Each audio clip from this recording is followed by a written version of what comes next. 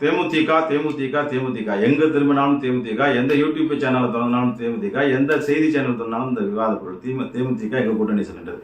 தேமுதிகவுக்கு தான் வந்து பெரிய பர்சன்டேஜ் ஓட்டு இல்லையே, அதை பற்றி ஏன் பேசணும் அப்படின்னு யார் சொல்ல. நன்றாக புரிந்து கொள்ளும் நண்பர்களே, போன தேர்தலில் எடப்பாடி அவர்கள் வந்து கொஞ்சம் சுதாரித்திருந்தால் இன்று முதல்வர். போன தேர்தலில் வந்து பார்த்தீங்கன்னா எல்லா இடத்துலையும் ஒரு 60 தொகுதியில் வந்து பார்த்தீங்கன்னா ஒரு 5000-10,000 டிஃப்ரெண்ட்டில் தான் வந்துச்சு. அது வந்து அந்த டேமேஜ் ஏற்படுத்தினது டிடிவியும் தேமுதிகவும். இப்போ டிடிவி அவர்கள் அங்கே இப்போ சென்று விட்டார்கள். போன தேர்தலில் இவ்வளோ ஒரு பெரிய பரபரப்பு இல்லை. விஜயகாந்த் ஆக்டிவாக இருக்கிறப்ப அந்த பரபரப்பு போன தேர்தலில் அவர் இருக்கும்போதே இல்லை. ஆனால் இந்த தேர்தலில் சுழன்று அம்மா மகன் அடித்த அடி, விருதுநகர் கொடுத்த பார்டர் வெற்றி, மற்றபடி அவர்களோட பிரச்சார யூகம், இது எல்லாமே பார்த்தீங்கன்னா இன்னைக்கு எல்லா கட்சிகளும் தேமுதிகவை பற்றி பேசிக்கொண்டு ஓட்டு வங்கி இல்லை என்று சொல்கின்றீர்கள், கருத்து கணிப்பு இல்லைன்னு சொல்றவங்க ஏன் அவங்களை பற்றி பேசணும்? நன்றாக புரிந்து கொள்ளும் நண்பர்களே. கேப்டனுடைய ரசிகர்கள் வந்து பார்த்தீங்கன்னா 10 ஆண்டுகளாக எந்த பெருசா 15 ஆண்டுகளாக எந்த அதிகாரத்திலும் இல்லை. அவர்கள் வந்து கேப்டன் சொன்ன ஒரே வழி அன்னதானத்தை போட்டு சந்தோஷப்பட்டு இந்த தேர்தலில் அவங்க சம்பாதிக்கணுங்கிற நோக்கத்தில் வரல. இதில் அவங்க தனியானன்னு கூட ஜெயிச்சுட்டு அப்பா நம்ம அடுத்த வேலை துண்டுவதில் தோலை போட்டுப்போம் அப்படின்னு சொல்லிட்டு அன்னதானம் போட்டு கேப்டனுடைய பேரை உச்சரிச்சுட்டே போயிடுவாங்க.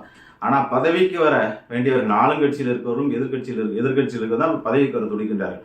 ஆகவே இறங்கி போவதில் ஒன்றும் குற்றம் இல்லை, எல்லாத்தையும் அரவணைத்து போவதில் ஒரு பெரிய குற்றம் இல்லை.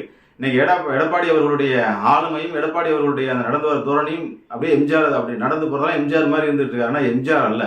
ஆகவே இன்னைக்கு வந்து சம பலத்தோட அதிமுகவும் திமுகவும் இருக்கு. எங்க இந்த 1 கிராம் 5 கிராம் வெட்டி ஏறுதோ அங்கதான் ஒரு 40-50 தொகுதியோட வெற்றியை நிர்ணயிக்க போறது. அது அந்த டிசைடிங் அத்தாரிட்டியா ஒரு 60 தொகுதியில கண்டிப்பாக தேமுதிக இருக்கும் ஆழமாக. ஏன்னா முன்னாடி வந்து பாத்தீங்கன்னா கேப்டனோட அந்த கட்சி முடிஞ்சிரும் அப்படின்னு நினைச்சாங்க. இதுக்கப்புறம் கட்சி எங்க வளர போகுதுன்னு நினைச்சாங்க. ஆனா உற்சாகம் முற்றி புதிய பேரொழியாய் இரும்பு பெண்மணியாய் தங்க தாரகையாய் ஒளிர் விட்டு ஒரு தைரியமா ஒரு பெண்மணி வந்து சுழன்று அடிச்சு கணவனை இழந்த 2 வருஷத்துல வந்து நின்று பார்த்தீங்கன்னா இவ்வளோ பெரிய புரட்சிக்கு ஒரு 20 லட்சம் பேரை வச்சு மாநாடு நடத்திக்காங்கன்னா அது சாதாரண விஷயம் இல்லை.